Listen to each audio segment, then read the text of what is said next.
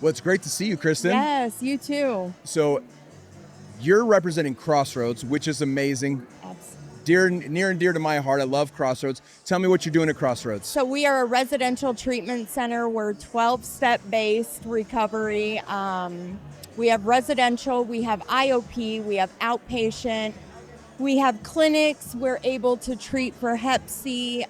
We do MAP services. We do not do methadone as a prescription, but we accept methadone. Sure. So, yeah, man. So there's hardly anybody you can't help. And it's mainly an adult population, right? Correct. No adolescents. No adolescents. This is going to blow people's minds. How many residential beds have you got today? 578. 578. Yeah. I'm going to go out on a limb, and I think you're probably the biggest in town. Absolutely. Which is great, because as a person in recovery myself, we're always, and always trying to find, we're always trying to find a bed. Absolutely. There's not enough beds. And Crossroads for 60 plus years now has been one of the places where, like, well, I know somebody, I'm going to try and get somebody into Crossroads.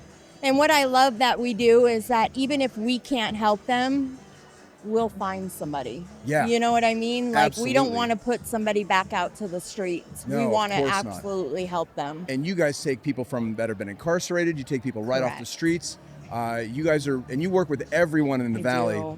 I do. And I get to go into the jails and the prisons too on my own. Yeah. But representing Crossroads as well. Absolutely. When they meet you and they start to see what's possible, it's an easy plug. Like, hey, we can get a bed for you. We can hold a bed for you. Absolutely. Tell the audience, why do you do this work? And you've been in the field for a while. Right. So why do you do this work in recovery? Honestly, I know that all those times that I tried to kill myself, God saved me. And my purpose in life is to help alcoholics and addicts and let them know that we do recover. You're not alone and you're worth it. And that's a message that needs to be heard. There are so many people, young men and women, some not as young, that are literally drowning in the tide of alcoholism and addiction. And until they hear it from you, they may not have heard it. Right. And that's something that I really want to work on is getting to the kids, and talking to them. Because if I would have had somebody at, 15, 16 years old that I could kind of look up to, I think that maybe my life wouldn't have went the way it did. But we never know, it's God's plan, So tell me, what are some of the new projects Crossroads is up to? So we just opened Crossroads Chandler. Ooh. Yep. It used to be Chandler Valley Hope, and that and place. Now it's Crossroads. Now it's Crossroads. So we're doing that. Obviously we have Scottsdale. We have Pure Heart over at Pure Heart Church. We do outpatient there. Awesome. Yeah. What part of town is that in? That's at 43rd Avenue in Thunderbird. All right, so you've got 43rd and Thunderbird. We've got where's Crossroads West? That's Orangewood and Orangewood and 35th Avenue. 35th Avenue. We have so there's East. West Phoenix. You got Crossroads East. That's 51 in Glendale. Ocotillo, Yep. And then we have Arcadia. Arcadia down on Thomas and 52nd Street. 52nd Street. Yep. We have Red Mountain for the guys. Yep. We have. I think I've got one of your guys over at Arcadia right now. Okay.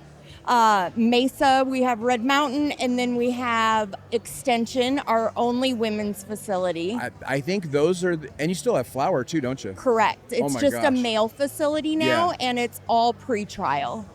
So tell me about that. So pre-trial services, usually they're getting out, and maybe they have to still go back to do their time. So they're very justice involved. These are people that are still really they're caught in the system, and they need support. And I've had it where we've had my sponsee got out and was taking drugs over the border. Yep. She came, did her 4 months at Flower when it was a women's facility, and then ended up doing her 1.5 years. But having those 4 months to build that foundation and then be able to go in and she was able to go in, have like you said, a foundation. She stayed sober. Yep.